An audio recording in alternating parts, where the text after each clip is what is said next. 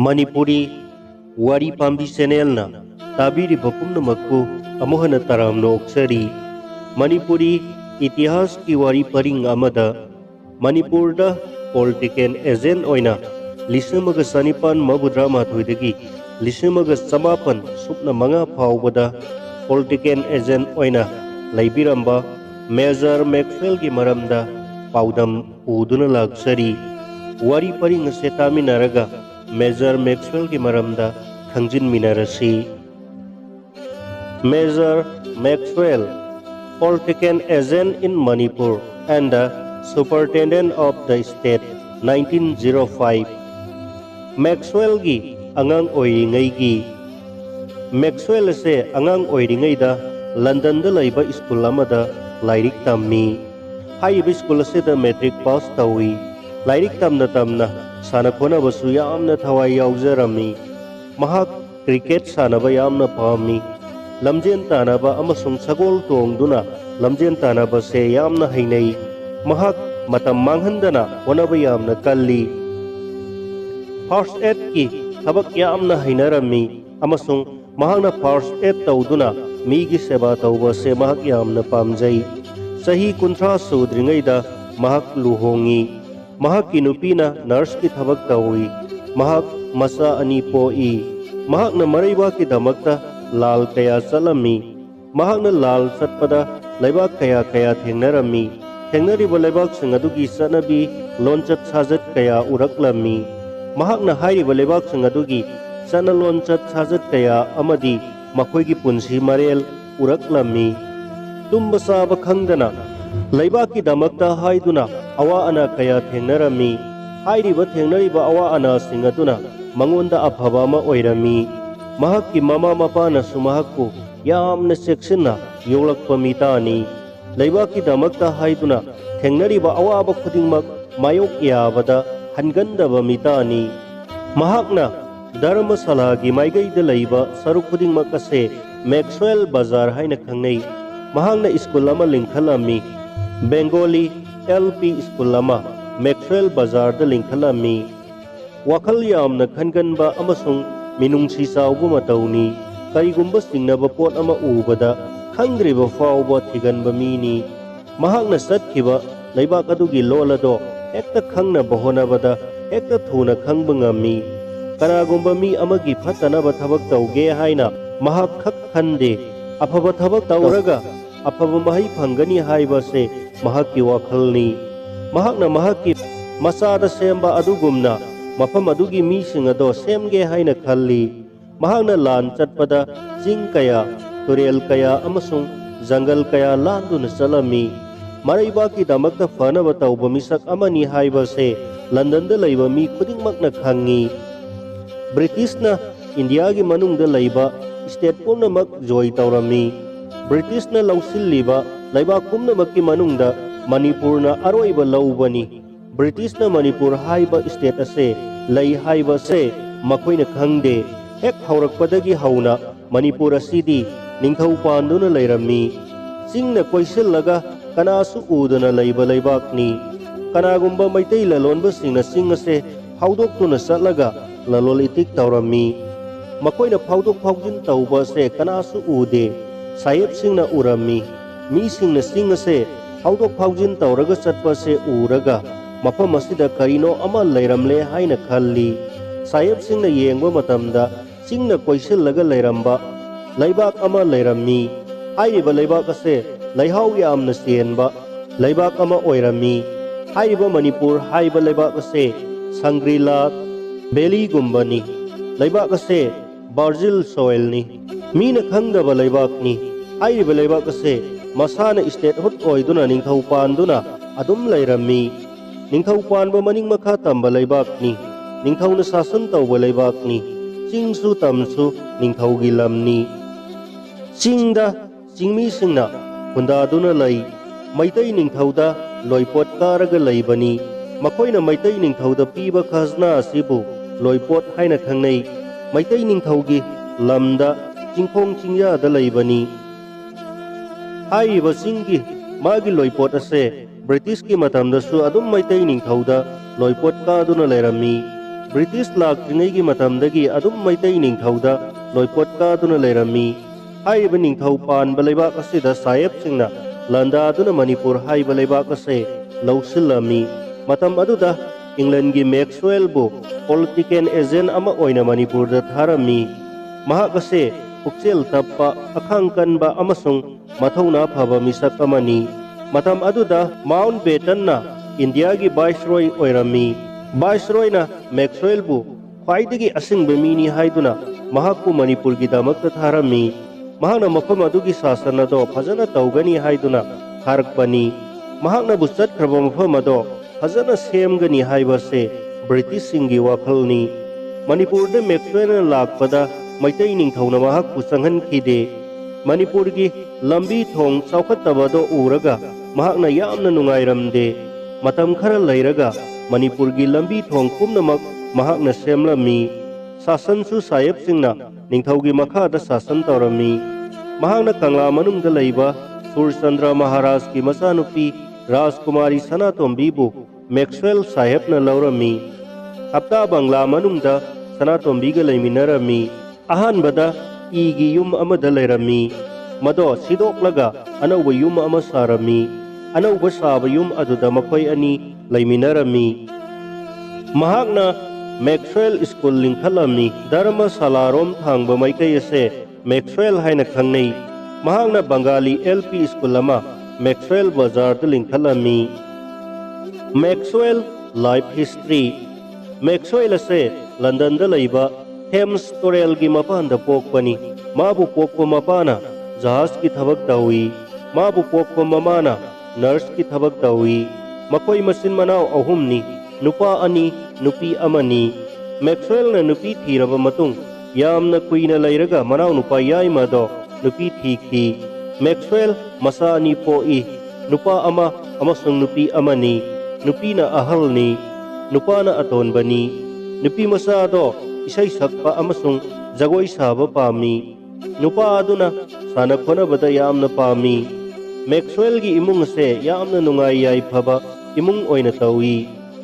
Mistress Maxwell se thabak taude. Mahak imung manungi thabak taubada yamna hai singbi ama oirami. Maxwell se civil service da thabak tawi. Mahak ki matamda palamba England gi ningthaudi George V ni. George V na pandringai dagi hauna English singna Pithibi se joy tawrami. Makoina joy tawba laipak sing asida apha aphaba misak khanduna agent oina tharami. Maru oina civil service da thabak tawba mioi singbu hai English singna India se laurami. Ahanbada English singna Kolkata lawi. Mathangda Bombay and Madras lausilami. Kolkata da konung oiduna Viceroy amana sasan tauki. India ase lauraba matungda India gi singmal lambi thong ase asum yengakpada Manipur gi sing ase urai. Kasar gi mi sing ase landuna tathok tasin asum tauba se urami. Mado uraga sing ase lanthoklaga ningthiba lam ama laima le haina sayep sing asina khalami. Makoina sing ase lanthokuna yengba matamda makoina ningba lam ado lairamle. Haiba lam ase Manipur haiba leibak ase oirami. Ahanbada East India Company na Brigadier amaga officer kharaga amasung British Army kharaga Manipur da tharami. Makoina thara iba British ki mioi sing aduna irailai Manipur da changba ngamlamde. Maitai akal athau sing Pauna Brajabasi na singmana hinglami. Maitai gi thauna pharaba Pauna Brajabasi amadi Maitai gi akal athau singi haksang na tarpal oina khongjom na mathwai thakrabada British na mahakku hatlaga Manipur bu laurami. Manipur ase British na lauba loiraba matungda makoina yum kai saduna pale. Lambi thong kaya maram Manipur gi chawkhanabagi damak semlami. Ahanba Manipur gi hojik lairiba Governor gi yum asimak Maxwell political agent na sarambani. Haiba yum asida British na conference ama phamnabagi damak Royal Family singba barton tawrami. Ningthaugi machanupa Koireng Jubaraj pusu tawrami. Koireng ase mayamna Koireng Katawal haina khangnai. Koireng na mangonda karigumba ama tawgadawre haiba se mem nupi amadagi khangle. Mase mem nupi aduna thambal ama paisinaraga koireng da ingit tawduna khangan khibani. Koireng ado sagol tonglaga hankhirami. Matungda sahib mangagi makok kaktuna hatkibagi matamda sahib sing aduna my god haina kangjibungi akoibada senakhirami.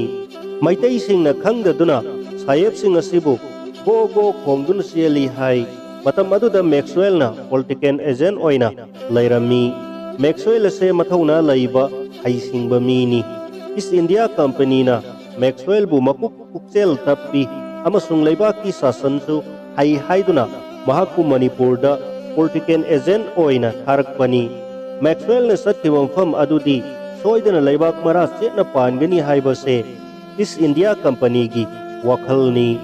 Maxwell ase yamna mathauna laiba siba kidaba misak ama oirami. Pumnamak asigi headquarter di England da oirami. Habak khudingmak England na hairakpa matung ina tawi. Kolkata da capital oiduna aduga Manipur da na Maxwell na political agent oirami. Mahakna Manipur gi chawkat thorang kaya marom taurami. Mahakna singtam hauna nabagi damak haiduna lambi thong kaya semlami. Burma ase hauna nabagi damak ta haiduna Brahma Road ase semlambani. Chingda laiba mi singisu nungaina bagi damak ta haiduna ching lambi kaya su semlami. Ching kaya satuna chingda laiba mi singi yumbal kaibal amasung lairik laisu tambagi yengsilami. Manipur gi lam kaya marom su praja gi damak ta office school amasung angang singi anabung semlami. College sanna bagi damak ta haiduna ahang lam khaslen oina thamlami. Lamphel amasung DM College compound ase matam aduda kabo laikai haina khangnei. Japal gi matamda kabar su oirami hai. Haujik lairiba governor gi yum ase Sanatombi lauba Maxwell sahib na sabani. Mase hapta bangla haina su khangnei. Hapta manungda Sanatombi na jagoi ras sanarami. Hairiba jagoi ras ase Manipur praja sing angakpa ama oina thokhi. Manipur gi konung ase ahanbada Kanglada oirami. Sahib na panba matamda mayai chade haiduna hongdoklammi. Aeroplane na yengba matamda Manipur gi mayai oiba mafam ase haujik konung oiriba Okendro Maharaj na laiba asina mayai chai haiduna mafam asida oikhibani. Lambi da u thaba se Maxwell na hongdoklambani. Lambi satpa mi singi pothafam oinabagi damakni. Haujik mayamna Thangal Road kauriba se Maxwell Road kaurambani. Maina Raja Turasan Maharaj ki lairik laisu tambagi thabak ase mahakna yamna kupna yengsilami. Haujik lairiba post office asidagina governor gi mamang asi phauba se Nityaipat Chuthek haina khangnei. Post office asigi lam ase Nityaipat Haubi Devi gi ingkholni. Maxwell sahib ki matamda lam ase lausin khibani. Maxwell sahib ki matamda angang singbu lairik tamnanabagi damak school lingkhalami. Johnstone sahib na ihan hana Johnstone school haina haujik Pairambal Kaithelgi New Market oiba sida sarambani. Hairiba school asida angang singbu lairik tamhalami. Narsinga Maharaj ki masamasu hiraga ningthau haplami. Maxwell political agent Maina Raja Turasan Maharaj ku yamna awangba thakta thanami. Manipur gi ahanba court oina Sairap Panchai amasung Garot haina court ahum ase thanami. Mase mem nupi amana puthoklambani. Sahib singna Silongda summer gi matamda chatuna lairami. Silong ase yamna ingba mafamni. MK Sanatombi ga Maxwell political agent ga su Silongda laiba Bleak House ta hek chatuna lairami. Sanatombi gi maram gi damakta mahakku Manipur dagi London da kaukirami. Mahakna London da lairabasu MK Sanatombi gi case ti sungoi loikide.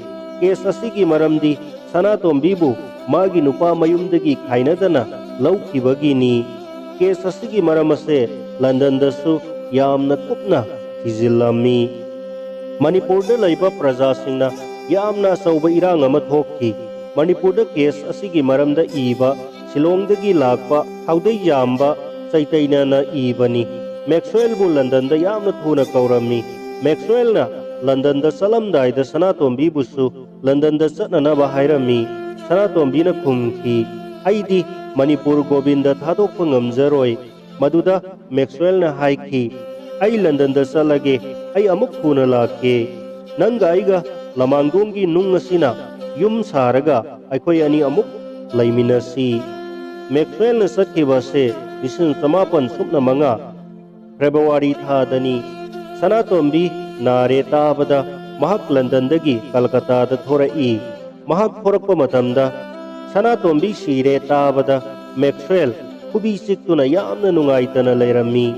Maxwellna salamdaida Maxwell sahebta Sanatombina haiki saheb aina hayeng siraga aigi isase mai thabiyu nakoigi pumbado pamde mai thabigani haina Maxwellna kumki. Manipurgi anga mathau singda Maxwellna hairami Sanatombibu hayeng mahakna siraga magi masase mai soidana thabiyu. Sanatombi siba Maxwellna hangki Sanatombigi masado maitaigi sanabi matung ina mai thabi khrabara mai thakre kumki. Sanatombigi masado mai thaki haibada mahak aduki matik nungairami. Adum oinamak mahak mabungningdadi yamna nungaikide. Mahakna Sanatombibu yamna nungsi. Maxwellna kubi siklaga oh my god haina Maxwellna sonki. Maxwellna mayumda halaktabasu Sanatombibu khanduna ta lairami. Sanatombi sirabasu kesti adum chathaduna Londonda lairami. Sanatombina sibase Lisemaga Samapan Supna Taruk April gi tang 18 Sanatombi sire tabadagi Maxwell Kolkata dagi hankirami. Sanatombi gi aurakpham awalan gi matungda Narsingh Maharajna ningthau oiduna Kanglada palami. Narsingh Maharaj ase mathauna laiba prajada afaba thabak tauba amasung laibak mara chetna panba ningthauni. Mahakna British Sarkarga inakhibo maram singado chap chana thabak tawi. Gambhir Singh Maharajna ningthau oiraga Narasinghana mantri oiduna laibak mara chetna palami. Awana maitai laibakta landarakpado Narasinghana yamna phajana laibak ngaklami. Awasingbu maithiba pikhibasu Narasinghagi mathaunanani. Gambhir Singhana laibak mara chetna pankhibasu Narasinghagi marau singnani. Gambhir Singh Maharajna siramdaida Chandrakirti ingthem pisak asibu Narasinghagi makutta sinarami. Maidingu Narasimha Maharajna sikhraba matungda Gambhir Singhagi masanupa Chandrakirtina Kanglada ningthau oiduna palami. Chandrakirtigi masanupa marini. Paidagi ahalna Surchandra, ningthem halna Pulachandra, Koireng, Tikendrajit, Katabal, amasung Pakasana, Sagol hanjaba makoi marini. Nupina Pandeng sana, Makau sana, Tarak sana, amasung Amusanani. Sanatombi ase Chandrakirtigi Maharaj ki masanupa ahal Surchandra Maharaj miyamna ningthem halna pokpa masanupi ahalni. Sanatombi ase Kanglagi konung asida laiduna saurakpani. Surchandra Maharaj ki masanupi ani amasung nupa amani. Sanatombina khwaigi ahalni. Lukoi sana ase Surchandra gi masanupani. Sanatombi ase Jasomati na pokpani. Jasomati ase tera sapam lairaktagini. Mahak sapam ningolni. Sanatombi gi ahanba punsi. Chandrakirti Maharaj na siraba matungda Sanatombi gi mapabung Surchandra Maharaj na ningthau oi. Surchandra na ningthau oiduna Kanglada pankhi. Surchandra Maharaj ase matam yamna kuina pankhide. Maramdi mama tinadaba masin manau singa ningai sangdanarakpadagi manau ibungo Pulachandra na ningthau oikhi. Surchandra Maharaj na Manipur thadoktuna Kolkata gi Ingrezi Sahib Singhi mafamda sangduna Kolkata da laikhi. Mazaibe ama Sanatombi angang oiringaidagi Mabudau ibungo Chandrakirti Maharaj na yamna luna sana taurami. Mahak yamna kemauna yoglaktuna mahakna tauningbata tauduna konungda lairai. Mahakna tauba thabakta kana amatana thingba ngamde.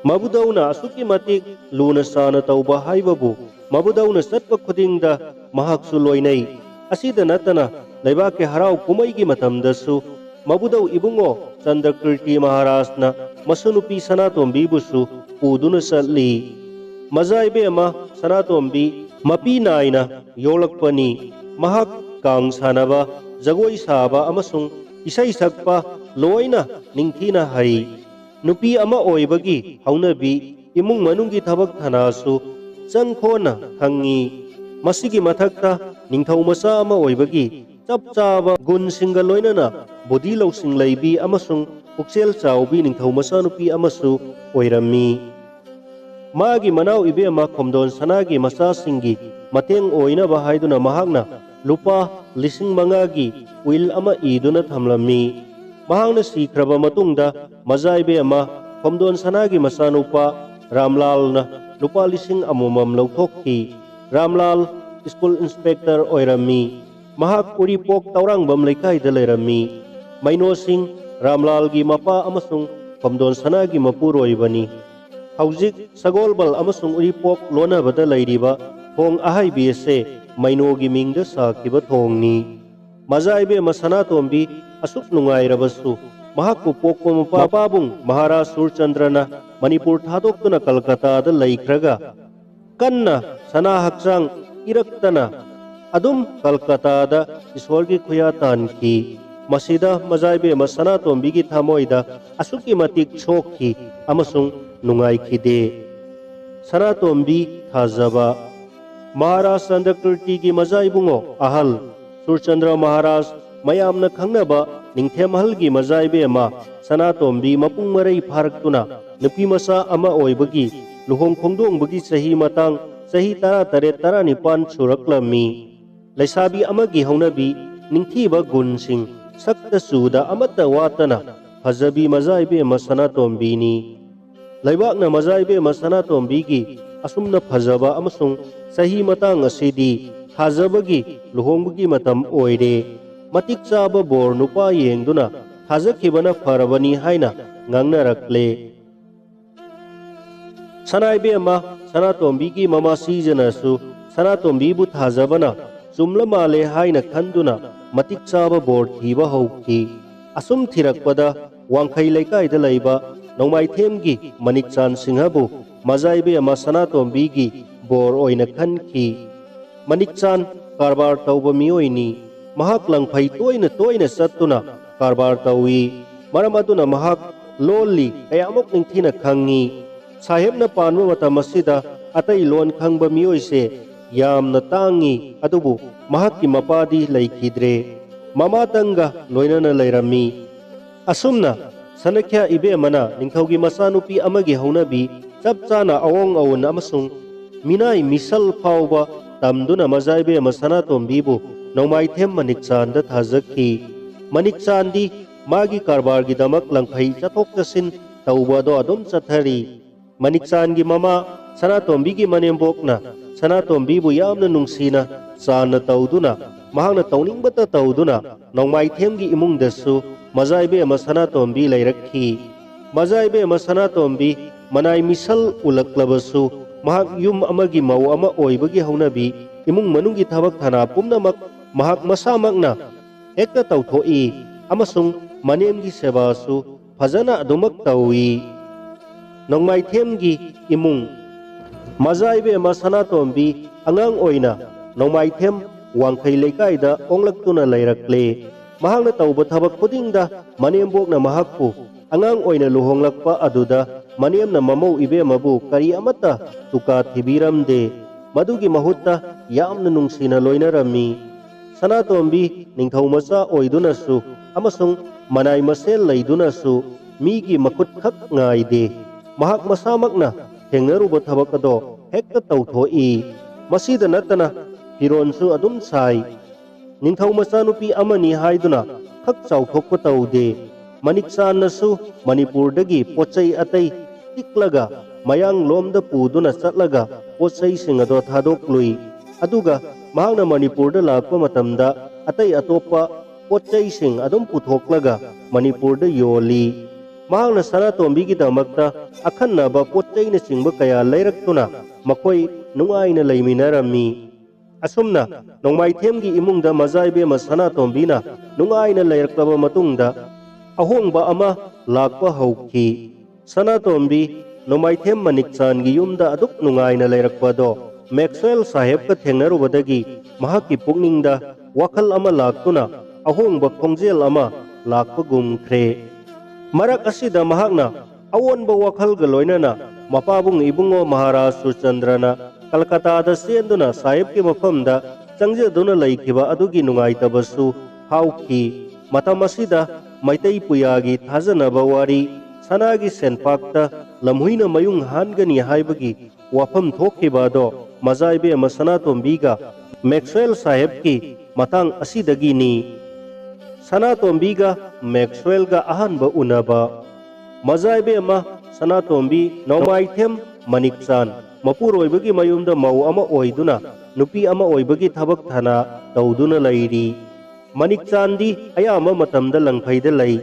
Mahak amuk hek thorai aduga amuk hekta sangki. Asumna mayumda laitana khak laite. Mazaibema Sanatombi-gi manembokna sumahakku luna dum tawi. Amoromda mamau ibema Sanatombi-na ningthaugi machanupi ama oijarabasu manembu yamna kina luna chatli. Matam ase Sahebna panbana lambi thonggi phibam ase makoina yamna cheksinna yengsilami. Madugidamakta Maxwell Saheb political agent Manipurgi lambi thonggi yengbase masamangna sattuna yenglami. Nongmadi Maxwell-na Wangkai Sorokta lambi yengba lakpada Mazaibema Sanatombi-bu ukhi. Amasung Sanatombi ase Maharaj Surchandragi Mazaibema ni haibase mahakna khangki. Matam ase Uripok Sagolbalgi lambi semba loiraktuna Maxwell-na Wangkhaigi lambi semgatnaba haurakpa matamni. Maram asina Maxwell-na toina Wangkhai lambida chatpa hauki. Amaromda Mazaibema Sanatombi-su Sri Sri Govindaji-bu adum darshan tauba amasung jalkeli tamba konungda hek hek chatpani. Asumna lambida makhoi ani toina unakkibani. Nongma Maxwell-na hauba Sarai-ga thengnakhi. Sarai Manipurgi laiwa tinwa yamna khanghaiba maiba amani. Maxwell amasung Sarai-na laiwa tinwagi maramda wari watai asum sanakhi. Matang asida Maxwell-na hangki laiwa haiba asibu karino aidi madu khangde aikoigi Sahebsingdadi laite. Sahebki thajadaba matau ado uraduna Sarai-na haiki Sahebna aningba natraga apambado aingonda hekta haibiyu. Aina laiwagi pambaina ningba thungnaba tawjage aduga laiwa tinwa mahaigi sakti sang yengbiyu. Matang asida Maxwell-na Mazaibema Sanatombi-bu magi loinabi oiningbagi asado phongdoktuna magi apambado khanghanki.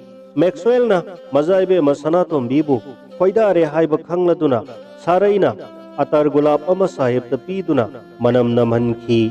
Madugi matungdagidi Maxwell-na Sanatombi-bu udrabadi laiba ngamdraduna Sanatombi-bu unanaba upai kaya thiba horai.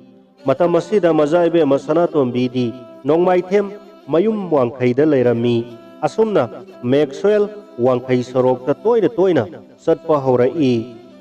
Nongmadi Mazaibema Sanatombi-na sumangda laiba uraduna Maxwell-na makhoigi konthong phauba changlaktuna Mazaibema Sanatombi-bu karam tauribage nungairibra haina hanglami.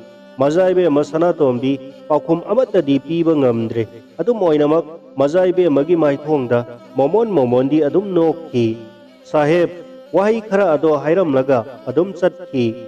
Matang asida Manikchangi mama Mazaibema Sanatombi-gi manembokna asumna khanjakhi madudi masanupa Manikchan lolli khangba mahak ado lairamlabadi Saheb adubu kausinduna wari watai tauramgadawbani do. Manikchan laitabana Saheb ase konthongdagi hankredo.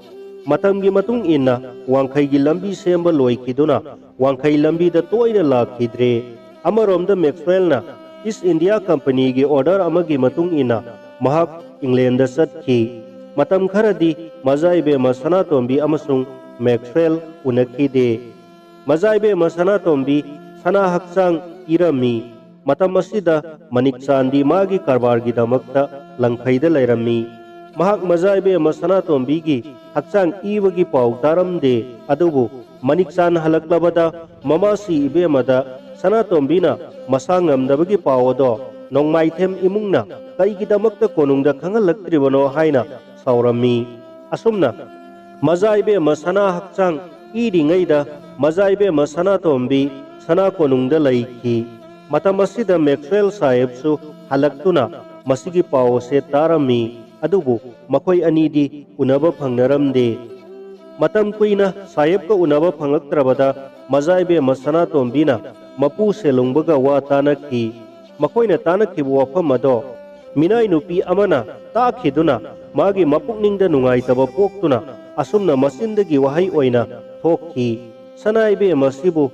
Sahib to onga dauraboire amaromda Maxwell su sanatombibu unaningbagi wakhalna mahakki thabak thana phauba pungning changlaktre matam leiba kibikta sanatombibu karamna unagadage haibagi wakhalna cinta oiduna laikre matau adubu uraga magi office ki mioi singna Sahibna angauba dauna tawriba matau asibu karino haina amaga ngangnarami matamado Maxwellna maitai lol thoktuna maitai lolna wari watai saba phawbadi ngamle mahakna kanagumba usuba ama thengnaduna magi matengna mazaibe masanatombi makhoi ani unakhi amasung matam kuinadagi unaningbagi langtaknaramba makoigi thamoi singado khara makhaidi mayeng takhibra haina ningkhi mazaibe masanatombibu unaruba numit adudagidi Maxwellna mayumda halaklaga magi kada hangal anda chattuna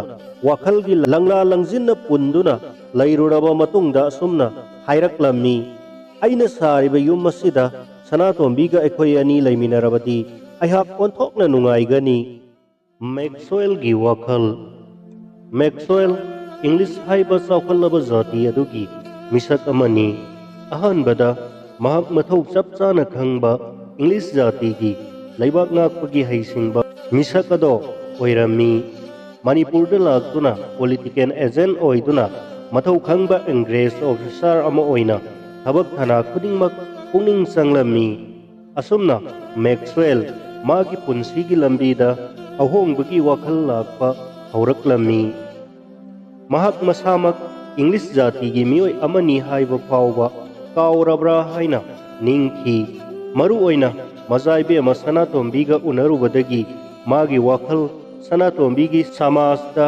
changlakpra mahakna khanki sanatombina hidak puda hidak thakpa ado uraga makoina surup thakpaga amhani haina khanduna maza ibema sanatombigi nungsi lisingna maitaigi chanabigi wakhalda khongdarakuna magi zatigi chanabibu tungoinarakpagi wakhalna magi punsi lambelda khongdarakle mahak masamakna khanjaki madudi mahakna haplaba samudra wangmadagi laktana bharatki nongkop chidaida chingna ikoi question balamda mase yorakpada karamna magi wakhalna ahongba lakhiba masigi matangda Maxwell gi marup English amana Maxwell gi ahongba lakliba mawong matawadubu uraduna mahakku kari tawrabage haina hangki maduda Maxwell na khumki asumbani marup aigi wakhal ahongba ama lakle aihak ningthaugi masanupi sanatombibu urubadagi magi apam nungsibana aigi wakhal ase mawong ama oikre haujik aina aigi zati gi nupibu loinabi oina laubagi mahutta maitai ningthaugi masanupi asibu aigi loinabi oibada kari akaiba leibage sanatombi atai memgumna wangchauduna kususu adum ngawi amaromda aikoi mem nupi singi wazau ngangbana singba sanatombida adugumba laite karigumbadasu aihak English jatine haiba phawbasu khangdre marup mafam asida laiduna laibak sasan tawgani haiduna laklaga aigi asumba karaidagi lakliba wakhalno haibado aihak isamak haifam khangdre adubu aina thangai sengna leple madudi ꯁꯅꯥꯇꯣꯝꯕꯤꯒꯤ ꯅꯨꯡꯁꯤꯕꯕꯨ ꯑꯩꯅ ꯀꯥꯎꯊꯣꯛꯄ ꯉꯝꯂꯣꯏ, ꯑꯩꯅꯁꯨ ꯃꯥꯕꯨ ꯅꯨꯡꯁꯤ꯫ English ꯖꯥꯇꯤ ꯑꯁꯦ ꯃꯍꯧꯁꯥꯅ U ꯊꯛꯏ, ꯃꯦꯛꯁꯋꯦꯜꯁꯨ ꯑꯗꯨꯝ ꯌꯨ ꯊꯛꯂꯝꯃꯤ꯫ ꯃꯍꯥꯛꯅ ꯃꯍꯥꯛꯀꯤ ꯀꯥꯗ ꯌꯨ ꯊꯛꯇꯨꯅ ꯁꯅꯥꯇꯣꯝꯕꯤꯒꯤ ꯋꯥꯈꯜꯅ ꯃꯥꯡꯑꯣꯏꯅꯗꯨꯅ ꯋꯥꯈꯜꯒꯤ ꯏꯊꯛꯇ ꯇꯥꯎꯗꯨꯅ ꯃꯇꯝ ꯀꯌꯥ ꯂꯦꯟꯈꯤ꯫ ꯅꯣꯡꯃꯗꯤ ꯃꯍꯥꯛ ꯁꯒꯣꯜ ꯇꯣꯡꯗꯨꯅ ꯃꯖꯥ ꯏꯕꯦꯝꯃ ꯁꯅꯥꯇꯣꯝꯕꯤꯒꯤ ꯁꯪꯒꯥꯏꯔꯣꯝꯗ ꯍꯦꯛꯇ ꯃꯔꯥꯛꯂꯦ꯫ ꯁꯒꯣꯜꯒꯤ ꯈꯣꯡꯊꯥꯡ ꯃꯈꯣꯜ ꯑꯗꯣ ꯁꯅꯥꯇꯣꯝꯕꯤꯒꯤ ꯃꯃꯥ ꯁꯤꯖ ꯏꯕꯦꯝꯃꯅ ꯈꯪꯂꯗꯨꯅ ꯁꯅꯥꯇꯣꯝꯕꯤꯗ ꯍꯥꯏꯔꯛꯏ, "ꯅꯪꯒꯤ ꯁꯥꯍꯦꯕ ꯑꯁꯦ ꯂꯥꯛꯂꯦ, ꯑꯩꯕꯨ ꯀꯔꯤ ꯑꯣꯏꯒꯗꯧꯕꯅꯣ ꯈꯪꯗ꯭ꯔꯦꯅꯦ꯫ ꯅꯪꯕꯨ ꯁꯥꯍꯦꯕꯇ ꯑꯣꯡꯗꯨꯅ ꯖꯥ ꯇꯥꯕ ꯍꯥꯏꯕꯗꯣ ꯊꯣꯛꯀꯗꯧꯔꯕ꯭ꯔꯥ ꯍꯥꯏꯕꯅꯤ꯫ ꯑꯗꯨꯝꯅ ꯇꯧꯔꯕꯗꯤ ꯑꯩꯈꯣꯏꯕꯨ ꯀꯅꯥ ꯑꯃꯠꯇꯅ ꯇꯤꯟꯅ ꯇꯣꯠꯅꯕꯤꯔꯔꯣꯏꯗꯣ ꯍꯥꯏꯕ ꯅꯪꯕꯨ ꯈꯪꯕ ꯉꯝꯗ꯭ꯔꯕ꯭ꯔꯥ ꯍꯥꯏꯕꯅꯤ꯫ ꯀꯔꯤꯒꯨꯝꯕ ꯋꯥꯐꯝ ꯑꯁꯤꯕꯨ ꯅꯣꯡꯃꯥꯏꯊꯦꯝ ꯏꯃꯨꯡꯅ ꯇꯥꯔꯒ ꯑꯩꯈꯣꯏꯕꯨ ꯀꯔꯤ ꯍꯥꯏꯒꯅꯤ? ꯑꯩ ꯃꯥꯡꯖꯔꯦ, ꯏꯀꯥꯏꯗꯀꯣ ꯃꯩꯇꯩ ꯂꯩꯕꯥꯛ ꯑꯁꯤꯗ꯫ ꯃꯁꯤꯕꯨ ꯀꯔꯝ ꯍꯥꯏꯅ ꯊꯣꯛꯈ꯭ꯔꯤꯕꯅꯣ? ꯑꯩꯒꯤ ꯂꯥꯏꯕꯛ ꯑꯁꯦ ꯑꯣꯟꯊꯣꯛꯅ ꯊꯤꯈ꯭ꯔꯦꯗꯀꯣ꯫ ꯍꯦ ꯒꯣꯕꯤꯟꯗ ꯏꯕꯨꯡꯉꯣ, ꯅꯅꯥꯏꯕꯨ ꯂꯧꯁꯤꯟꯕꯤꯔꯣ꯫ ꯑꯁꯨꯝꯅ ꯃꯥꯏꯈꯨꯅ ꯍꯤꯡꯒꯗꯧꯕꯒꯤ ꯁꯔꯨꯛꯇ ꯏꯕꯨꯡꯉꯣꯒꯤ ꯈꯨꯌꯥꯗ ꯂꯩꯖꯔꯒꯦ꯫ ꯃꯖꯥ ꯏꯕꯦꯝꯃ ꯁꯅꯥꯇꯣꯝꯕꯤꯅ ꯃꯃꯥꯒꯤ ꯃꯇꯧ ꯑꯃꯁꯨꯡ ꯋꯥꯉꯥꯡꯁꯤꯡ ꯑꯗꯣ ꯇꯨꯃꯤꯟꯅ ꯇꯥꯔꯒ ꯑꯁꯨꯝꯅ ꯇꯞꯅ ꯍꯥꯏꯔꯛꯈꯤ, "ꯏꯃꯥ, ꯅꯣꯡꯃꯥꯏꯊꯦꯝ ꯏꯃꯨꯡꯅ ꯀꯔꯤ ꯍꯥꯏꯒꯗꯧꯔꯤꯕꯅꯣ?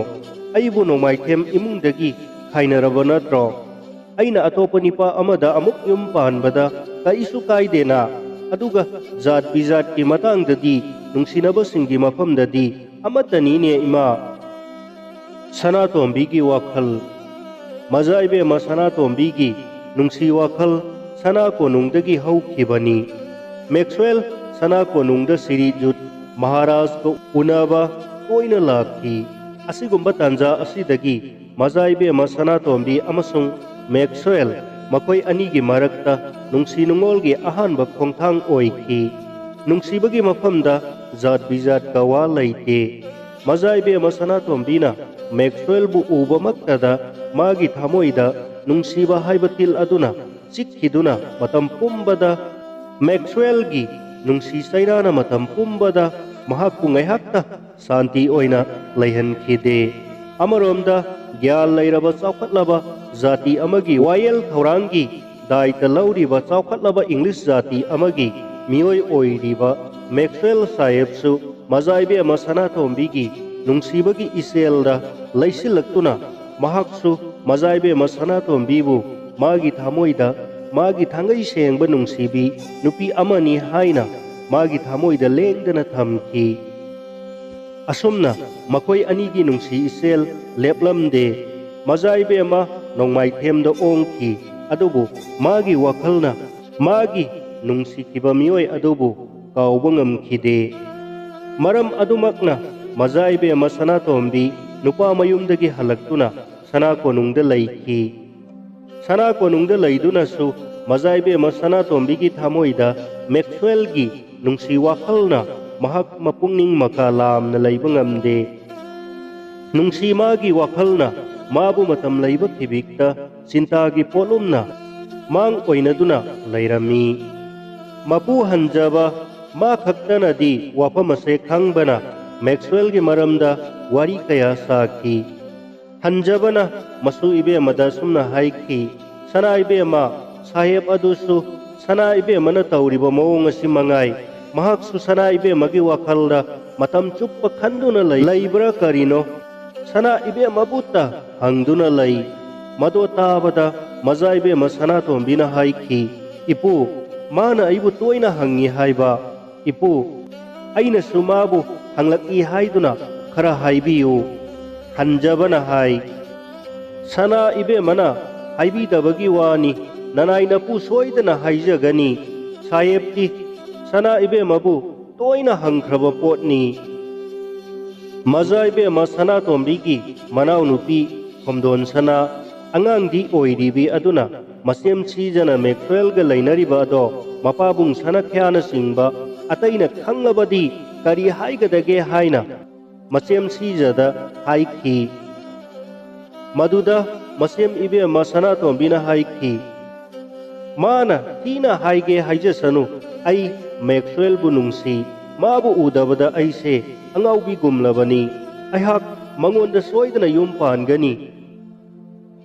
pangani hairibasini ima sijanadi mase pamde haiba ai khangi sahebna aibu unaba lakpabu ai laite haiduna ima sijana sahebpu aiga unahande maduda saheb ado yamna ningba kaibaga loinana satki asumna mazaibe ama Sanatombi-na magi asetpo wafam Maxwell sahebta mahak mayum panba haibase magi lendraba wakhal oirami amaromda mama sija Jasomati-na mazaibe ama Sanatombi-gi asiguma wakhal asigi damakta awaba amasung thamoi sokpana wakhal langjin punduna Sri Sri Govindaji bu khurumjaduna haiki kari karamnabu thoklagadawribano Sanatombi ase mana ningkhiba adutabu hek pangthoktriba makhai ninghannaba leitabani do mahakti aibu thawai ase onthokna wahan khreda Maxwell na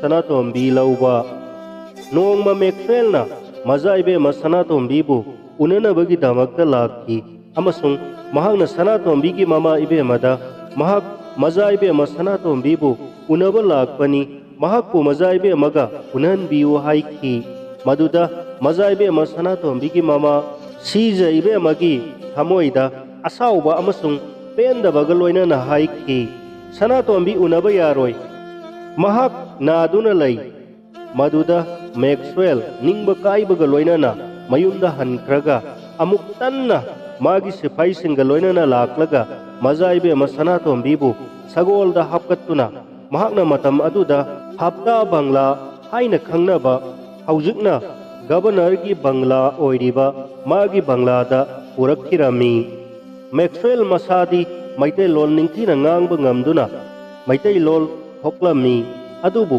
magi sipai sing adudi maitai lol thoktabana mazaibe ama Sanatombi bu imungdagi puthoktuna makoina sagolda chatnanaba honabada lol phaunadabana maung ama oiki masigi matangda angangsingna sanabada asumna hainai Sanatombi mangle bor sahebna thika okle mazaibe ma Sanatombi hapta da lairakle Maxwell na mahakpu English ki je chakcha chanabi amasung English iba pabana singba tambirami mazaibe ma sabagi matangda mahak English ki chinja adudi yakhide maikhu thakpagi matangda mazaibe mana hidakpu khudong phanbado uraga Maxwell na madubu pipe thakpa amasung surup thakpaga amhani haina lauki mazaibe ma Sanatombi gi manau ibe ma khomdon sanasu mahakna haininglakpada bal laitaba mahakna hainingba makhai dangdang hekta haidokpa jatni maduda Maxwell na mazaibe ma Sanatombi amasung manau ibe ma khomdon sanabu hek laknai laknaba asida manau ibe ma khomdon sanana nganglakpa singado taraga Maxwell na yamna nungaijakhi maram asina Maxwell na manau ibe ma khomdon sanabu toina masem ibe magi nakta hek kawi English singi sanabi nupa nupi gi marakta nupa na nupi gi haksangbu paiba khotpa taubado maza ibe ma Sanatombi di pamde masigi matangda maza ibe mana haiki maitai gi sanabi ga sahib ki sanabi ga manade asumna maitai aikhoidi nupa na nupi gi masada painade Treasury Office matam adugi asauba office amani Maxwell na ayuki pung 10 dagi mari phauba se Treasury Office ta kaduna laibaki aruba wafam kaya pangthoi aduga English official kaya laklabasu mafam aduda punafam oi amana haujik lairiba PWD gi makha thangba dak banglo amasu lairami maduda makoi sahib singi bar amasung club su oiduna makoi masel khara awa pothafam amasung harau tayam pangthokpham oirami kariguma matamda mazaibe ma Sanatombi su Maxwell ga loinana bar amasung club ki thoram singado adum yaukhi masida natana Maxwell na Bangla gi thanga patta Manipur gi hiang amasung mapal kangjai bungda pana kangjai ni singba sanaba do mapandagi lakpa sahib singbu yenghalli hiang yengba salamdai da Maxwell na ꯃꯖꯥꯏꯕꯦ ꯃꯁꯅꯥꯇꯣꯝꯕꯤꯗ ꯍꯥꯏꯈꯤ, ꯍꯤꯌꯥꯡ ꯌꯦꯡꯕ ꯆꯠꯄꯗ ꯃꯅꯤꯄꯨꯔꯒꯤ ꯐꯤꯖꯦꯠ ꯑꯗꯣ ꯁꯦꯠꯂꯨ, ꯑꯩꯅ ꯅꯪꯕꯨ ꯏꯪꯂꯦꯟꯗꯒꯤ ꯂꯥꯛꯄ ꯁꯥꯍꯦꯕꯁꯤꯡꯒꯤ ꯃꯃꯥꯡꯗ ꯑꯩꯒꯤ ꯅꯨꯄꯤꯗꯤ ꯃꯅꯤꯄꯨꯔ ꯅꯤꯡꯊꯧꯒꯤ ꯃꯆꯥ ꯏꯕꯦꯝꯃꯅꯤ ꯍꯥꯏꯅ ꯈꯪꯍꯟꯒꯗꯧꯔꯤꯕꯅꯤ꯫ ꯍꯞꯇꯥ ꯕꯪꯒꯂꯣꯔꯗ ꯔꯥꯁꯀꯤ ꯃꯥꯟꯗꯣꯞ ꯁꯥꯗꯨꯅ ꯃꯥꯟꯗꯣꯞ ꯑꯗꯣ ꯑꯅꯧꯕ ꯃꯈꯜ ꯑꯃꯒꯤ ꯃꯑꯣꯡꯗ ꯂꯩꯇꯦꯡꯗꯨꯅ ꯃꯥꯟꯗꯣꯞꯀꯤ ꯎꯈꯣꯡ ꯈꯨꯗꯤꯡꯃꯛ ꯅꯤꯡꯊꯤꯅ ꯐꯤꯅ ꯌꯣꯝꯗꯨꯅ ꯃꯈꯜ ꯃꯊꯦꯜꯒꯤ ꯅꯣꯃꯨꯅꯥꯗ ꯑꯉꯛꯄ ꯐꯪꯅ ꯁꯦꯝ ꯁꯥꯗꯨꯅ ꯔꯥꯁ ꯃꯥꯟꯗꯣꯞ ꯑꯗꯨꯗ ꯃꯖꯥꯏꯕꯦꯝꯃ ꯁꯅꯥꯇꯣꯝꯕꯤꯅ ꯖꯒꯣꯏ ꯔꯥꯁ ꯁꯥꯅꯈꯤ꯫ ꯃꯖꯥꯏꯕꯦꯝꯃꯅ ꯇꯧꯒꯦ ꯍꯥꯏꯕꯗ ꯃꯦꯛꯁꯋꯦꯜꯅ ꯑꯄꯟꯕ ꯑꯃꯠꯇ ꯇꯧꯗꯅ ꯄꯥꯡꯊꯣꯛꯈꯤꯕ ꯖꯒꯣꯏ ꯔꯥꯁꯅꯤ꯫ ꯃꯖꯥꯏꯕꯦꯝꯃ ꯁꯅꯥꯇꯣꯝꯕꯤꯒꯤ ꯖꯒꯣꯏ ꯔꯥꯁꯀꯤꯗꯃꯛꯇ ꯂꯩꯇꯦꯡꯂꯤꯕ ꯂꯤꯛ-ꯀꯣꯜ ꯑꯃꯁꯨꯡ ꯐꯤꯖꯣꯜ ꯑꯗꯣ ꯌꯦꯡꯂꯒ ꯃꯦꯛꯁꯋꯦꯜꯅ ꯃꯥꯒꯤ ꯊꯃꯣꯏꯗ ꯍꯔꯥꯎꯖꯕꯒꯤ ꯉꯝꯈꯩ ꯂꯩꯈꯤꯗꯦ꯫ ꯑꯁꯨꯝꯅ ꯂꯩꯕꯥꯛ ꯃꯤꯌꯥꯝꯅ ꯑꯗꯨꯒꯨꯝꯕꯤ ꯖꯒꯣꯏ ꯔꯥꯁ ꯑꯗꯨꯗꯤ ꯑꯃꯨꯛꯇꯁꯨ ꯊꯣꯛꯈꯤꯗ꯭ꯔꯤ ꯍꯥꯏꯅꯩ꯫ ꯃꯖꯥꯏꯕꯦꯝꯃꯅ ꯏꯃꯥ ꯏꯕꯦꯝꯃ ꯍꯤꯌꯥꯡꯊꯥꯡ ꯂꯥꯏꯔꯦꯝꯕꯤꯁꯨ ꯁꯅꯥ ꯍꯤꯗꯥꯛ ꯂꯨꯄꯥ ꯍꯤꯗꯥꯛ ꯍꯩꯗꯨꯅ ꯗꯔꯁꯟ ꯇꯧꯏ꯫ ꯃꯦꯛꯁꯋꯦꯜꯅ ꯇꯨꯔ ꯆꯠꯄ ꯈꯨꯗꯤꯡꯗ ꯃꯖꯥꯏꯕꯦꯝꯃ ꯁꯅꯥꯇꯣꯝꯕꯤꯕꯨꯁꯨ ꯄꯨꯏ꯫ ꯃꯍꯥꯛꯅ ꯃꯍꯥꯛꯄꯨ ꯏꯪꯒ꯭ꯔꯦꯖꯤ ꯏꯕꯅꯆꯤꯡꯕꯁꯨ ꯅꯤꯡꯊꯤꯅ ꯇꯝꯕꯤꯈꯤ꯫ ꯃꯖꯥꯏꯕꯦꯝꯃ ꯁꯅꯥꯇꯣꯝꯕꯤ ꯃꯈꯨꯠꯃꯛꯅ ꯏꯪꯒ꯭ꯔꯦꯖꯤꯗ ꯆꯤꯊꯤ ꯐꯥꯎꯕ ꯏꯕ ꯉꯝꯈꯤ꯫ ꯃꯈꯣꯏ ꯑꯅꯤ ꯁꯤꯂꯣꯡꯗ ꯂꯝ ꯀꯣꯏꯕ ꯆꯠꯄ ꯃꯇꯝꯗ ꯁꯤꯂꯣꯡꯒꯤ ꯕ꯭ꯂꯤꯛ ꯍꯥꯎꯁꯇ ꯂꯩꯔꯝꯃꯤ꯫ ꯃꯐꯝ ꯑꯗꯨꯗꯒꯤ ꯃꯍꯥꯛꯀꯤ ꯌꯥꯝꯅ ꯆꯥꯟꯅꯅ ꯇꯤꯟꯅꯕ ꯁ꯭ꯔꯤ ꯀꯤꯔꯇꯤ ꯃꯦꯝꯕꯔꯗ ꯏꯪꯒ꯭ꯔꯦꯖꯤꯗ ꯆꯤꯊꯤ ꯏꯔꯛꯈꯤ꯫ ꯑꯁꯨꯝꯅ ꯃꯩꯇꯩ ꯅꯨꯄꯤꯁꯤꯡꯒꯤ ꯃꯔꯛꯇ ꯏꯪꯒ꯭ꯔꯦꯖꯤꯗ ꯆꯤꯊꯤ ꯏꯕ ꯑꯁꯦ ꯕꯣꯔ ꯁꯥꯍꯦꯕ ꯑꯣꯡꯕꯤ ꯃꯖꯥꯏꯕꯦꯝꯃ ꯁꯅꯥꯇꯣꯝꯕꯤꯅ ꯑꯍꯥꯟꯕ ꯑꯣꯏꯒꯅꯤ꯫ ꯃꯦꯛꯁꯋꯦꯜ ꯃꯇꯝ ꯈꯔ ꯀꯜꯀꯇꯥꯗ ꯆꯠꯈꯤꯔꯝꯃꯤ꯫ ꯇꯟꯖꯥ ꯑꯁꯤꯗ ꯃꯅꯤꯄꯨꯔꯗ ꯑꯣꯐꯤꯁꯥꯔ ꯈꯔꯒꯤ ꯇꯧꯅꯤꯡꯕꯇ ꯇꯧꯕꯒꯤ ꯋꯥꯐꯝ ꯂꯥꯛꯇꯨꯅ ꯄ꯭ꯔꯖꯥ ꯄꯦꯟꯗꯗꯨꯅ ꯏꯔꯥꯡ ꯊꯣꯛꯈꯤ꯫ ꯃꯦꯛꯁꯋꯦꯜ ꯂꯥꯛꯇꯨꯅ ꯑꯁꯨꯝꯅ ꯑꯔꯨꯕ ꯁꯃꯁ꯭ꯌꯥꯕꯨ ꯃꯍꯥꯛꯅ ꯕꯤꯆꯥꯔ ꯇꯧꯗꯨꯅ ꯅꯦꯝꯊꯍꯟꯈꯤ꯫ ꯇꯟꯖꯥ ꯑꯁꯦ ꯃꯦꯛꯁꯋꯦꯜꯒꯤ ꯌꯥꯝꯅ ꯂꯨꯔꯕ ꯃꯇꯥꯡ ꯑꯣꯏꯈꯤ꯫ ꯕꯤꯆꯥꯔ ꯇꯧꯗ꯭ꯔꯦ ꯐꯠꯇꯦ, ꯕꯤꯆꯥꯔ ꯇꯧꯔꯦ ꯆꯨꯝꯅ ꯇꯧꯗꯦ ꯍꯥꯏꯕꯒꯤ ꯑꯁꯤꯒꯨꯝꯕ ꯋꯥꯐꯝꯅꯤ꯫ ꯇꯟꯖꯥ ꯑꯁꯤꯗ ꯃꯖꯥ ꯏꯕꯦꯝꯃ ꯁꯅꯥꯇꯣꯝꯕꯤ ꯁ꯭ꯔꯤꯙꯥꯝ ꯕ꯭ꯔꯤꯟꯗꯥꯕꯣꯟꯗ ꯂꯥꯏ ꯈꯨꯔꯨꯝꯕ ꯆꯠꯀꯦ ꯍꯥꯏꯅ ꯃꯦꯛꯁꯋꯦꯜꯗ ꯍꯥꯏꯈꯤ꯫ ꯃꯦꯛꯁꯋꯦꯜꯅ ꯍꯪꯈꯤ, ꯅꯪꯕꯨ ꯀꯅꯥꯒ ꯂꯣꯏꯅꯅ ꯕ꯭ꯔꯤꯟꯗꯥꯕꯣꯟꯗ ꯆꯠꯀꯗꯧꯔꯤꯕꯅꯣ? ꯑꯩꯗꯤ ꯆꯠꯄ ꯉꯝꯂꯣꯏ꯫ ꯃꯗꯨꯗ ꯃꯖꯥ ꯏꯕꯦꯝꯃ ꯁꯅꯥꯇꯣꯝꯕꯤꯅ ꯈꯨꯝꯈꯤ, ꯄꯟꯆꯥꯏꯒꯤ ꯃꯦꯝꯕꯔ ꯇꯥꯗ ꯇꯈꯦꯜꯂꯝꯕꯝ ꯀꯤꯔꯇꯤ ꯃꯦꯝꯕꯔꯒ ꯆꯠꯀꯦ꯫ ꯑꯁꯨꯝꯅ ꯃꯖꯥ ꯏꯕꯦꯝꯃ ꯁꯅꯥꯇꯣꯝꯕꯤꯅ ꯍꯥꯏꯕꯗ ꯃꯦꯛꯁꯋꯦꯜꯅ ꯑꯃꯠꯇ ꯌꯥꯗꯕ ꯇꯧꯈꯤꯗꯦ꯫ ꯃꯍꯥꯛꯀꯤ ꯑꯄꯥꯝꯕ ꯃꯇꯨꯡ ꯏꯟꯅ ꯕ꯭ꯔꯤꯟꯗꯥꯕꯣꯟꯗ ꯆꯠꯍꯟꯈꯤ꯫ ꯃꯇꯝ ꯈꯔꯒꯤ ꯃꯇꯨꯡꯗ ꯅꯤꯡꯊꯧ ꯁꯥꯒꯩꯒꯤ ꯃꯅꯨꯡꯗ ꯅꯤꯡꯊꯧ ꯑꯣꯏꯕꯒꯤ ꯋꯥꯐꯝ ꯑꯃ ꯂꯥꯛꯂꯝꯃꯤ꯫ ꯃꯦꯛꯁꯋꯦꯜꯒꯤ ꯃꯐꯝꯗ ꯃꯥꯒꯤ ꯑꯔꯨꯕ ꯕꯤꯆꯥꯔꯒꯤ ꯃꯇꯥꯡ ꯑꯣꯏꯈꯤ, ꯃꯗꯨꯗꯤ ꯃꯍꯥꯛꯀꯤ ꯅꯨꯄꯤ ꯃꯖꯥ ꯏꯕꯦꯝꯃ ꯁꯅꯥꯇꯣꯝꯕꯤꯒꯤ ꯁꯥꯒꯩꯒꯤ ꯃꯔꯛꯇꯅꯤ ꯅꯤꯡꯊꯧ ꯑꯣꯏꯅꯅꯕꯒꯤ ꯁꯣꯛꯅꯔꯛꯂꯤꯕ ꯂꯥꯟ ꯑꯁꯦ꯫ ꯑꯁꯤꯒꯨꯝꯕ ꯂꯥꯟꯐꯝ ꯑꯁꯤꯗ ꯃꯍꯥꯛꯅ ꯇꯧꯒꯗꯧꯔꯤꯕ ꯕꯤꯆꯥꯔ ꯑꯁꯦ ꯑꯔꯥꯏꯕ ꯑꯃꯗꯤ ꯈꯛ ꯑꯣꯏꯔꯣꯏ ꯍꯥꯏꯕꯁꯦ ꯑꯁꯤꯡꯕ ꯁꯥꯍꯦꯕ ꯃꯦꯛꯁꯋꯦꯜꯅ ꯈꯪꯉꯤ꯫ ꯃꯦꯛꯁꯋꯦꯜꯅ ꯈꯪꯉꯤ ꯃꯤꯑꯣꯏꯕꯒꯤ ꯍꯧꯅꯁꯥꯅꯤ ꯃꯥꯒꯤ ꯃꯔꯤ ꯃꯇꯥꯗ ꯈꯨꯗꯣꯡꯆꯥꯕ ꯄꯤꯅꯤꯡꯕ ꯍꯥꯏꯕ ꯑꯁꯦ꯫ ꯃꯦꯛꯁꯋꯦꯜꯁꯨ ꯃꯤꯑꯣꯏꯕꯅꯤ, ꯃꯔꯝ ꯑꯁꯤꯅ ꯃꯍꯥꯛꯁꯨ ꯃꯥꯒꯤ ꯅꯨꯄꯤ ꯃꯖꯥ ꯏꯕꯦꯝꯃ ꯁꯅꯥꯇꯣꯝꯕꯤꯒꯤ ꯁꯥꯒꯩꯗ ꯅꯤꯡꯊꯧ ꯑꯣꯏꯍꯟꯅꯤꯡꯕꯒꯤ ꯃꯣꯠ ꯑꯗꯣ ꯂꯩꯈꯤꯗꯕ ꯅꯠꯈꯤꯗꯦ꯫ ꯃꯁꯤꯒꯤ ꯃꯇꯥꯡꯗ ꯏꯪꯂꯟꯗꯒꯤ ꯃꯦꯛꯁꯋꯦꯜꯒꯤ ꯃꯊꯛꯇ ꯅꯤꯡꯊꯧ ꯍꯥꯞꯄꯒꯤ ꯊꯕꯛ ꯂꯣꯏꯁꯤꯟꯗꯕ ꯑꯃꯁꯨꯡ ꯃꯖꯥ ꯏꯕꯦꯝꯃ ꯁꯅꯥꯇꯣꯝꯕꯤꯕꯨ ꯈꯥꯏꯅꯗꯅ ꯃꯥꯒꯤ ꯅꯨꯄꯤ ꯑꯣꯏꯅ ꯂꯧꯏ ꯍꯥꯏꯕꯒꯤꯗꯃꯛꯇ ꯃꯔꯥꯜ ꯁꯤꯈꯤ꯫ ꯅꯤꯡꯊꯧ ꯍꯥꯞꯄꯒꯤ ꯊꯕꯛꯇꯤ ꯂꯣꯏꯗꯨꯅ ꯑꯉꯥꯡ ꯑꯣꯏꯔꯤꯕ ꯆꯨꯔꯥꯆꯥꯟꯕꯨ ꯃꯥꯏꯅ ꯔꯥꯖꯥ ꯃꯅꯤꯄꯨꯔꯒꯤ ꯃꯍꯥꯔꯥꯖ ꯍꯥꯞꯇꯨꯅ ꯄꯣꯂꯤꯇꯤꯀꯦꯜ ꯑꯦꯖꯦꯟ ꯃꯦꯛꯁꯋꯦꯜꯅ ꯑꯉꯥꯡ ꯑꯣꯏꯔꯤꯕ ꯃꯍꯥꯔꯥꯖꯀꯤ ꯉꯥꯛ ꯁꯦꯟꯕ ꯃꯍꯩ ꯃꯁꯤꯡ ꯇꯝꯕꯒꯤ ꯊꯕꯛꯁꯤꯡ ꯃꯍꯥꯛꯅ ꯌꯦꯡꯁꯤꯜꯂꯝꯃꯤ꯫ ꯂꯣꯏꯅꯅ ꯃꯅꯤꯄꯨꯔꯒꯤ ꯁꯦꯝꯒꯠ ꯁꯥꯒꯠꯄꯒꯤ ꯊꯧꯔꯥꯡ ꯀꯌꯥꯁꯨ ꯃꯦꯛꯁꯋꯦꯜꯅ ꯂꯧꯈꯠꯈꯤ꯫ ꯃꯇꯝ ꯑꯗꯨꯒꯤ ꯋꯥꯌꯦꯜ ꯕꯤꯆꯥꯔꯒꯤꯗꯃꯛꯇ ꯆꯩꯔꯥꯞ ꯑꯃꯁꯨꯡ ꯄꯟꯆꯥꯏ ꯀꯧꯕ ꯁꯤꯚꯤꯜ ꯑꯃꯁꯨꯡ ꯀ꯭ꯔꯤꯃꯤꯅꯦꯜꯒꯤ ꯀꯣꯔꯠ ꯑꯅꯤ ꯃꯅꯤꯄꯨꯔ ꯄ꯭ꯔꯖꯥꯒꯤ ꯕꯤꯆꯥꯔ ꯇꯧꯕꯒꯤ ꯌꯥꯝꯅ ꯀꯥꯟꯅꯕ ꯂꯩꯍꯜꯂꯤ꯫ ꯍꯥꯏꯔꯤꯕ ꯀꯣꯔꯠ ꯑꯅꯤꯁꯤꯗ ꯂꯣꯏꯕ ꯉꯝꯗꯕ ꯀꯦꯁꯁꯤꯡꯅ ꯒꯥꯔꯣꯠ ꯃꯅꯤꯄꯨꯔ ꯑꯣꯜ ꯁꯦꯀ꯭ꯔꯦꯇꯔꯤꯌꯦꯠ ꯑꯁꯤꯗ ꯑꯔꯣꯏꯕ ꯀꯦꯁ ꯇꯧꯏ꯫ ꯃꯁꯤꯒꯤ ꯃꯊꯛꯇ ꯑꯇꯣꯞꯄ ꯀꯣꯔꯠ ꯑꯃꯅ ꯁꯅꯥ ꯑꯣꯐꯤꯁ, ꯄꯦꯂꯦꯁ ꯑꯣꯐꯤꯁ ꯍꯥꯏꯅ ꯀꯧꯗꯨꯅ ꯂꯩꯕꯥꯛꯀꯤ ꯃꯔꯨꯑꯣꯏꯕ ꯃꯇꯥꯡꯒꯤ ꯋꯥꯐꯝꯁꯤꯡ ꯈꯟꯅꯅꯅꯕ ꯅꯤꯡꯊꯧ ꯑꯃꯁꯨꯡ ꯑꯉꯝ ꯃꯊꯧ ꯑꯃꯗꯤ ꯕ꯭ꯔꯤꯇꯤꯁ ꯑꯣꯐꯤꯁꯤꯌꯦꯜꯁꯤꯡꯒꯤ ꯑꯣꯐꯤꯁꯅꯤ꯫ ꯁꯍꯔꯒꯤ ꯐꯖꯕ ꯍꯦꯟꯒꯠꯅꯕ ꯂꯝꯕꯤꯒꯤ ꯅꯥꯀꯜ ꯅꯥꯀꯜꯗ ꯎ ꯄꯔꯦꯡ ꯊꯥꯔꯝꯃꯤ꯫ ꯈ꯭ꯋꯥꯏꯔꯝꯕꯟ ꯕꯖꯥꯔꯗ ꯍꯧꯖꯤꯛꯅ ꯄꯥꯎꯅꯥ ꯕꯖꯥꯔ ꯑꯃꯁꯨꯡ ꯊꯪꯒꯥꯜ ꯕꯖꯥꯔ ꯀꯧꯕꯁꯦ ꯃꯇꯝ ꯑꯗꯨꯗ ꯃꯊꯪꯁꯤꯠꯅ ꯖꯤꯝꯁꯟ ꯔꯣꯗ ꯑꯃꯁꯨꯡ ꯃꯦꯛꯁꯋꯦꯜ ꯔꯣꯗ ꯍꯥꯏꯅ ꯀꯧꯅꯔꯝꯃꯤ꯫ ꯍꯧꯖꯤꯛ ꯍꯦꯗ ꯄꯣꯁꯠ ꯑꯣꯐꯤꯁ ꯑꯣꯏꯔꯤꯕꯁꯦ ꯅꯤꯇꯥꯏꯄꯥꯠ ꯍꯥꯎꯕꯤ ꯗꯦꯕꯤꯒꯤ ꯏꯪꯈꯣꯜꯅꯤ꯫ ꯃꯤꯌꯥꯝꯅ ꯅꯤꯇꯥꯏꯄꯥꯠ ꯆꯨꯊꯦꯛ ꯍꯥꯏꯔꯤꯕꯁꯤꯅꯤ꯫ ꯃꯦꯛꯁꯋꯦꯜꯅ ꯍꯥꯎꯕꯤꯗꯒꯤ ꯏꯪꯈꯣꯜ ꯂꯩꯗꯨꯅ ꯄꯣꯁꯠ ꯑꯣꯐꯤꯁ ꯁꯥꯈꯤꯕꯅꯤ꯫ ꯃꯍꯩ ꯇꯝꯕꯒꯤ ꯊꯥꯛꯇꯁꯨ ꯖꯣꯟꯁꯇꯣꯟ ꯍꯥꯏ ꯁ꯭ꯀꯨꯜ ꯂꯩꯈꯤ꯫ ꯑꯅꯥ ꯂꯥꯌꯦꯡꯁꯪ ꯍꯣꯁꯄꯤꯇꯥꯜ ꯕꯖꯥꯔꯒꯤ ꯃꯅꯥꯛꯇ ꯁꯥꯗꯨꯅ ꯃꯤꯌꯥꯝꯒꯤ ꯈꯨꯗꯣꯡꯆꯥꯅꯕ ꯇꯧꯈꯤ꯫ ꯑꯇꯣꯞꯄ ꯀꯦꯁ ꯑꯁꯤꯗꯤ ꯑꯗꯨꯃꯛ ꯂꯣꯏꯈꯤꯗ꯭ꯔꯦ꯫ ꯃꯦꯛꯁꯋꯦꯜꯅ ꯃꯁꯤꯒꯤ ꯃꯇꯥꯡꯗ ꯃꯍꯥꯛꯅ ꯍꯥꯏꯈꯤ ꯃꯗꯨꯗꯤ ꯃꯍꯥꯛꯅ ꯃꯆꯥꯏꯕꯦꯝꯃ ꯁꯅꯥꯇꯣꯝꯕꯤꯕꯨ ꯃꯥꯒꯤ ꯅꯨꯄꯤ ꯑꯣꯏꯅ ꯄꯨꯔꯛꯄꯁꯦ ꯅꯨꯄꯥ ꯃꯌꯨꯝꯗꯒꯤ ꯅꯠꯇꯦ, ꯃꯔꯝꯗꯤ ꯃꯆꯥꯏꯕꯦꯝꯃ ꯁꯅꯥꯇꯣꯝꯕꯤ ꯅꯨꯄꯥ ꯃꯌꯨꯝꯗꯒꯤ ꯈꯥꯏꯅꯔꯕꯅꯤ ꯍꯥꯏꯗꯨꯅ ꯃꯄꯥꯝ ꯀꯣꯅꯨꯡꯗ ꯂꯩꯕꯗꯒꯤ ꯀꯣꯅꯨꯡꯗꯒꯤ ꯍꯞꯇꯥ ꯕꯪꯒ꯭ꯂꯥꯗ ꯄꯨꯔꯛꯈꯤꯕꯅꯤ꯫ ꯑꯁꯨꯝꯅ ꯏꯪꯂꯦꯟꯗꯁꯨ ꯀꯦꯁ ꯑꯁꯤ ꯂꯧꯈꯠꯇꯨꯅ ꯀꯦꯁ ꯇꯧꯕ ꯂꯣꯏꯈꯤꯗꯦ꯫ ꯃꯇꯝ ꯈꯔꯒꯤ ꯃꯇꯨꯡꯗ ꯏꯪꯂꯦꯟꯒꯤ ꯃꯦꯛꯁꯋꯦꯜꯕꯨ ꯏꯪꯂꯦꯟꯗ ꯂꯥꯛꯅꯕ ꯀꯧꯔꯛꯈꯤ꯫ ꯃꯍꯥꯛ ꯑꯣꯔꯗꯔ ꯑꯗꯨꯒꯤ ꯃꯇꯨꯡ ꯏꯟꯅ ꯃꯍꯥꯛ ꯏꯪꯂꯦꯟꯗ ꯆꯠꯄ ꯇꯥꯔꯝꯃꯤ꯫ ꯃꯦꯛꯁꯋꯦꯜꯅ ꯃꯇꯥꯡ ꯑꯗꯨꯗ ꯃꯆꯥꯏꯕꯦꯝꯃ ꯁꯅꯥꯇꯣꯝꯕꯤꯕꯨꯁꯨ ꯃꯍꯥꯛꯀ ꯂꯣꯏꯅꯅ ꯏꯪꯂꯦꯟꯗ ꯆꯠꯁꯤ, ꯏꯪꯂꯦꯟ ꯌꯥꯝꯅ ꯅꯨꯡꯉꯥꯏꯕ ꯑꯃꯅꯤ ꯍꯥꯏꯅ ꯃꯆꯥꯏꯕꯦꯝꯃ ꯁꯅꯥꯇꯣꯝꯕꯤꯕꯨ ꯏꯪꯂꯦꯟꯗ ꯆꯠꯅꯕ ꯍꯥꯏꯈꯤ꯫ ꯃꯗꯨꯗ ꯃꯆꯥꯏꯕꯦꯝꯃ ꯁꯅꯥꯇꯣꯝꯕꯤꯅ ꯁ꯭ꯔꯤ ꯁ꯭ꯔꯤ ꯒꯣꯕꯤꯟꯗ ꯊꯥꯗꯣꯛꯄ ꯉꯝꯂꯣꯏ,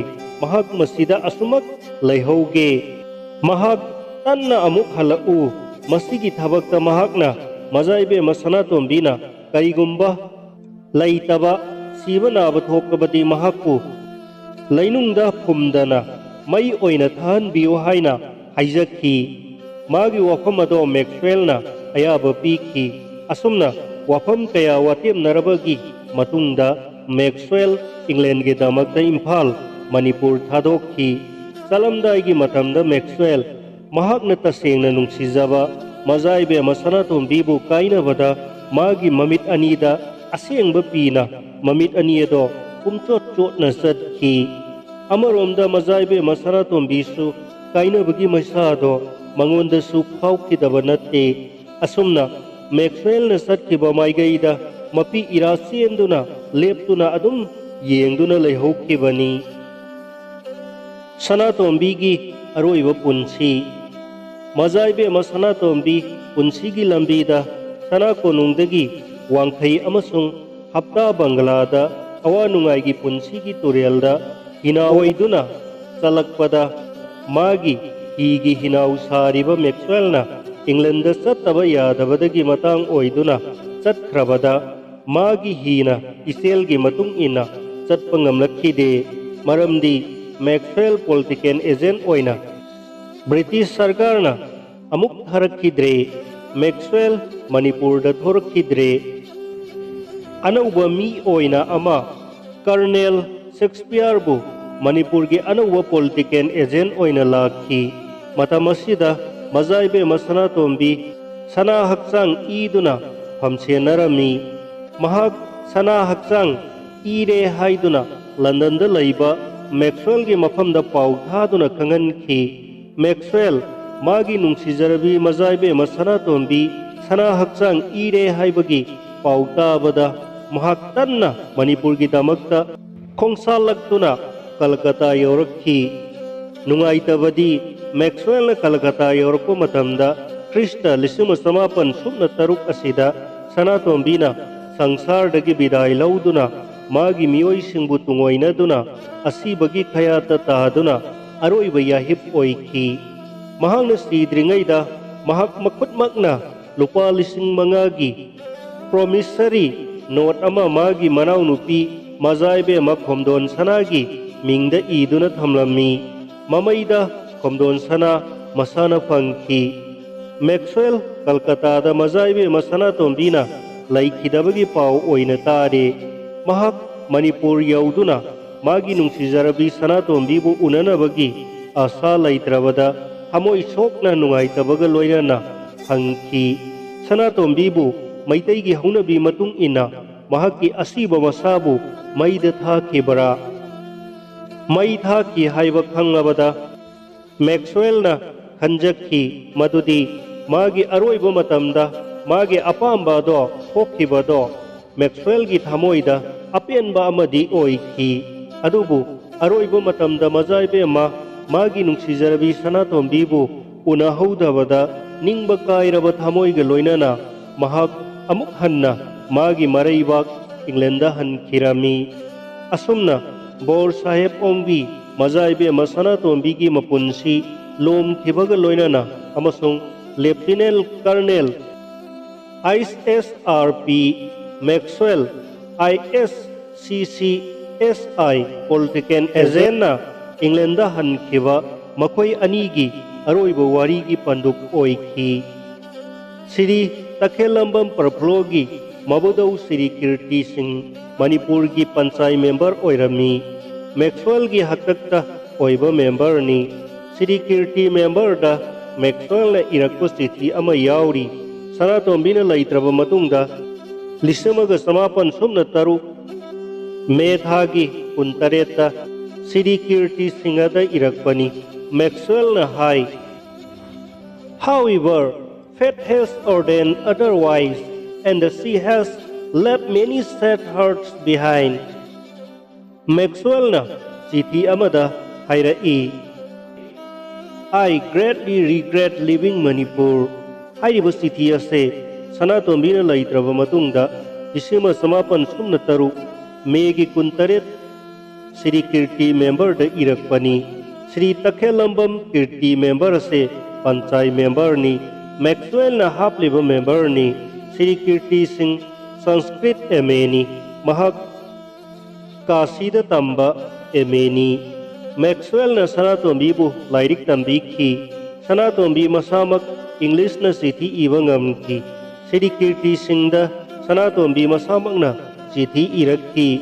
Sri Kirti member da irakpa chithi adudi. My dear brother, I have received your letter and I am understood. ... Sanatombi Rajkumari, Bleak House, Shillong. Maxwell na Sanatombi na thajaba misak aduda mahaksu thajai. Sri Kirti Singhabu thajaba maramna Sri Dam Brindabol satpada Sri Kirti Singhabu puhanduna salhankhi.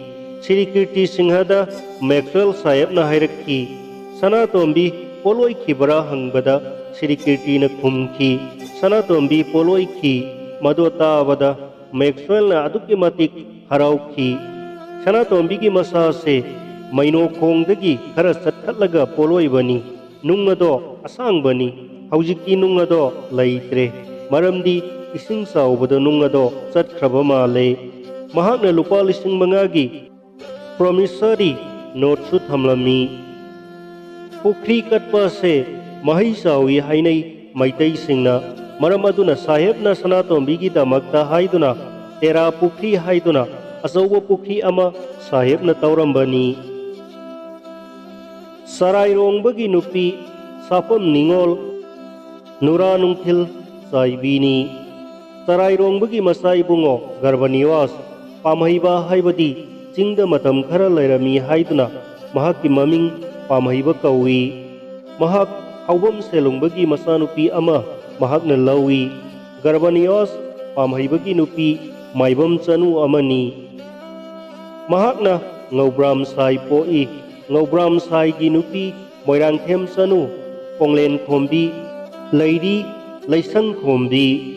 Ngaubram Sai gi masai bungo Ngoni Badra Singh Nongchuk Lamgai ngamba Ningthau khaba haina khangnei.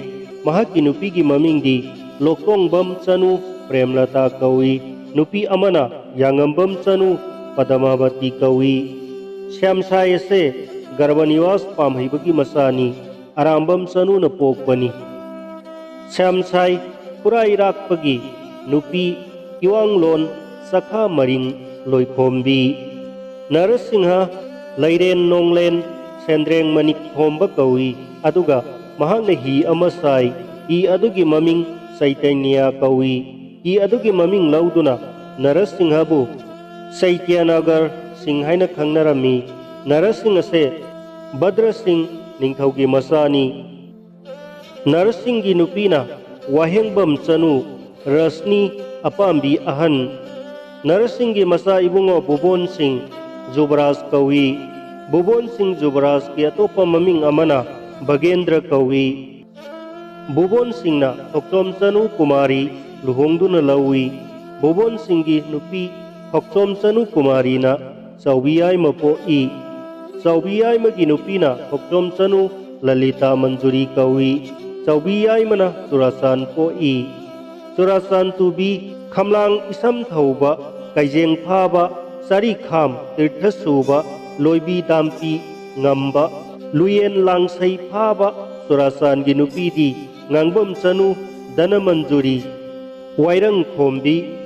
Panba Kaijeng mapan phabi Hauyei hana Pangbalamda Khomhanbi Luyen langsai phaba Syamsai kurai rakpagi nupi Iranglon Sakha maring khombina Rasiri Baigachandra Singthang khomba poi Rasiri Baigachandra Singthang khomba nupi Khumbong mayum sanuni Baigachandra na Gambir Singh Singlen Nongren khomba poi Gambir Singh gi mamadi Khumbong mayum sanuni Gambir Singh gi nupi di Maisnam Sanu Kumuduni Ponglen khombi kawi Gambir Singh gi masa ibungoni Chandrakriti Naujinglen Nongren khomba Chandrakriti gi nupi mangani amana Angom Chanu Lokeshwari ani subana Songtham Chanu Lokeshwari Chanu ahum subana Songtham Chanu Kauseshwari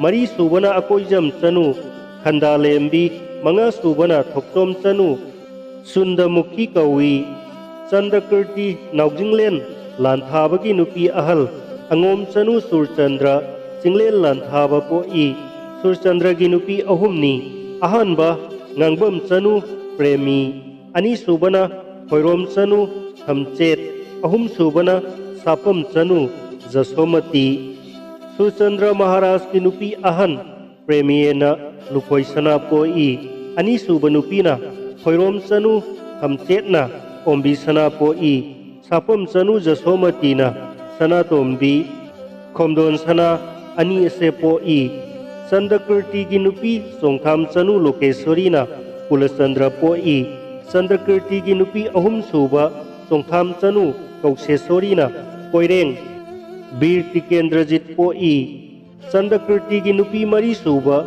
Akoijam Chanu Khandalembi na Jila ngamba poi Matang sida Takhelambam Romolana iba Major Maxwell gi wari matang sida loisinjari tabiriba pumnamakku Manipuri wari pambi YouTube channel asigi maikaidagi amukasu hanna thagatjari